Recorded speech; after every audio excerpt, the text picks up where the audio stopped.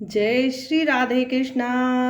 जय हो कार्तिक मास दामोदर भगवान की जय। आज हम कार्तिक माह में सुने जाने वाले कार्तिक महत्व में सुनेंगे। यदि आप कार्तिक स्नान कर रहे हैं तो आपको ये कार्तिक मास जरूर सुनना चाहिए, तभी आपको कार्तिक का संपूर्ण पुण्य मिलेगा।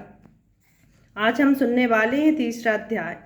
सत्यभामा बोली, हे भगवान, आप काल स्वरूप हैं और काल के संपूर्ण भाग समान है, तब फिर कार्तिक मास ही क्यों श्रेष्ठ है। हे देव, सब तिथियों में एकादशी और सब महीनों में कार्तिक का महीना ही आपको प्रिय है। श्री कृष्ण बोले, हे कांते, तुमने अच्छा प्रश्न किया।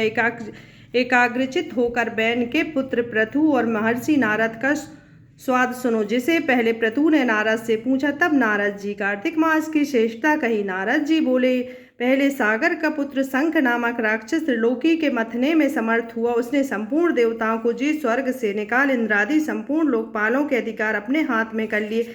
सब देवता उसके भय के मारे अपने स्त्री पुत्र आदि लेकर बहुत वर्ष पर्यंत सुमेरु पर्वत गुफाओं में वास करते रहे। जब देवता गुफाओं में रहे थे, जब शंखासुर ने विचार किया, मैंने देवताओं को जीत लिया है, तब तो वे बलवान मालूम होते हैं। हाँ, अब जान पड़ा कि वे सब वेद मंत्रों से युक्त हैं।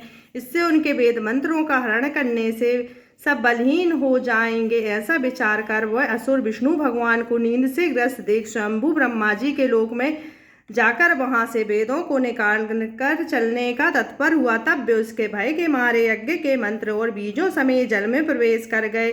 तब तो वह शंखासुर भी उन्हें ढूंढता हुआ समुद्र के भीतर विचरने लगा, परंतु वे वेद एक स्थान पर कहीं भी प्राप्त न हुए। पीछे से ब्रह्मा जी सब देवताओं का संग ले और पूजा की सब सामग्री इकट्ठी कर वैकुंठ में विष्णु भगवान की शरण में गए। वहां उनके जगाने को निमित्त सब देवता गाने बजाने लगे और गंधे धूप बार बार देने लगे। उनकी भक्ति से संतुष्ट होकर भगवान ने नेत्र खोले। सब देवताओं ने विष्णु भगवान के दर्शन किए और षोडशोपचार से पूजा करके दंडवत पृथ्वी पर गिर पड़े। तब तो माधव भगवान उनके कहने लगे, हे देवगण, मैं तुम्हारे भजन कीर्तन आदि कार्यों से प्रसन्न हुआ हूँ। आप लोगों की मनोकामना पूर्ण करूंगा। अश्विन शुक्ल पक्ष की एकादशी से देवठनी एकादशी तक पहर भर रात्रि रहे। तब से जो मनुष्य तुम्हारी तरह भजन और कीर्तन करेंगे, मुझे प्रसन्न कर मुझे प्राप्त होंगे। शंखासुर जिन वेदों को हर लाया है, वे सब जल में स्थित हैं। उन्हें मैं शंखासुर को मार कर लाऊंगा। अब से बीज मंत्र समेत सब वेद प्रतिवर्ष कार्तिक के महीने में सदा जल में निवास करेंगे।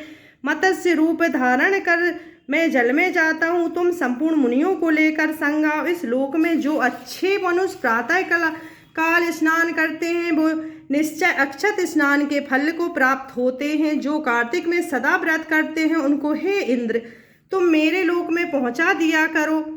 हे यम, तुम सदा उनकी विघ्नों से रक्षा करते रहो। और हे वरुण, तुम उनको पुत्र पौत्र आदि देते रहो। कुबेर, तुम उनकी धन वृद्धि करो, जिससे यह मेरा रूप धारण कर साक्षात जीवन मुक्त हो जाए।